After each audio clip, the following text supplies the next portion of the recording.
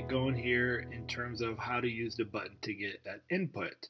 And so what we want to be able to do is control an LED. In this case, an LED is going to be our example because it's visually easy to see how we can control an output. But realize that with a button, we can control any kind of output. So that could be a buzzer, it could be a motor, it could be any sort of other output device that we could connect to our Raspberry Pi.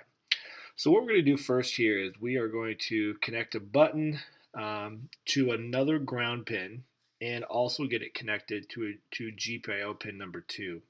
So you'll see on your button, and my guy is so tiny and the screen's little, but you can use the guide on the Raspberry Pi website.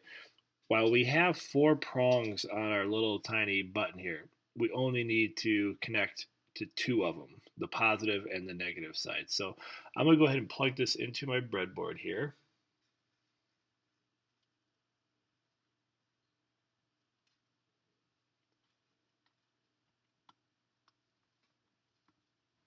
Maybe. There we go.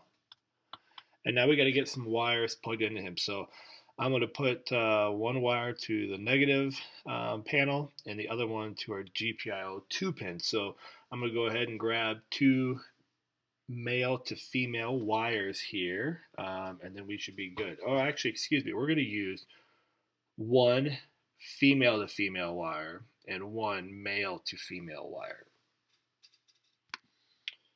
All right, so I'm going to go ahead and do this now.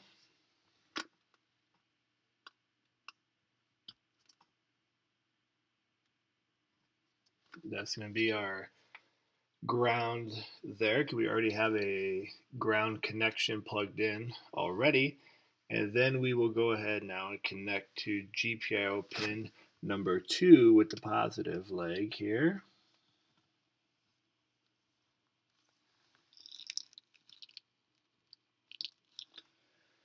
Just like so. So we should be okay. So now what we need to do is open up a new file on our programming. So we're going to go ahead and do that now. So I'm going to jump over here. We're going to go to the Raspberry Pi icon, programming, and Mu, if you don't have it open from the previous day. And we'll choose that Python 3 method. Okay. And we are good. We have a new program file here.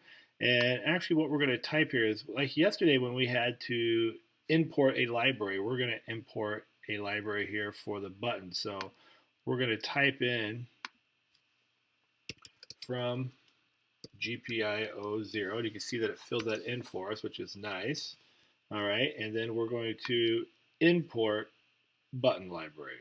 So we're going to go to import, and you can see how the font kind of changes color. That's something we didn't talk about yesterday, but that is helpful to let us know that our code is going well. And I actually realized here I need to make this a capital B. So let me go ahead and do that. All right. So there's our library. I like to have a space from the library to the code that we're going to use.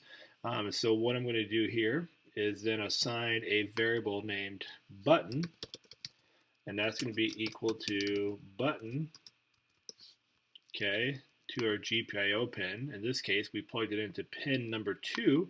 So this is letting us know that the button variable is aligned with the GPIO pin number 2 here with button 2. Now, let's write some code here, okay? And all we're going to simply do here, just to start so you can see it, is let's go ahead and hit enter after this. And we're going to type in, just like what we see on the project page, we're going to do a button dot wait underscore for underscore press. Okay, so let's go ahead and type that in here, button dot wait. Okay, and you can see how our messages start to pop up here to kind of populate for us, which is pretty nice. And so if you don't see what it is, remember you also have this drop down menu. All right, and I don't see our wait for press, so I want to keep going here. For wait for press, and then we need our 2 parenthesis brackets here. And when we do that, we're just going to print a message. So print is going to put a message we put within the parentheses and with quotes onto our screen here. So we're just going to print like what they have here, which is print. Okay, print. And then our bracket, and then say you pressed me,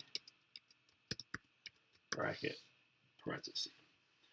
All right, so now when we run this, we should see, let's see, button press 1.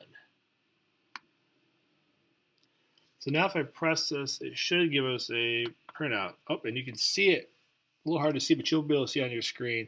Right down here when we run that, it said you press me. Okay, and that's all that the program does. So if I go through and run this again here, and there we have it. I ran it there. I'll stop it here. I'll run it one more time. There we go. We see that you press me. So there it is. Now we are controlling an output based on a manual action here with our code. So once you have that and it works, you're in good shape. Then we're going to go ahead and move on to the next step, which is going to allow us to control an LED doing much of the same manner. So go ahead and play around this, try different messages. You can look at some different things, but this is just to make sure you understand how to write some real easy code to trigger a button press, in this case to activate a text message by printing out you pushed me. All right, my friends, as always, stay awesome. Peace.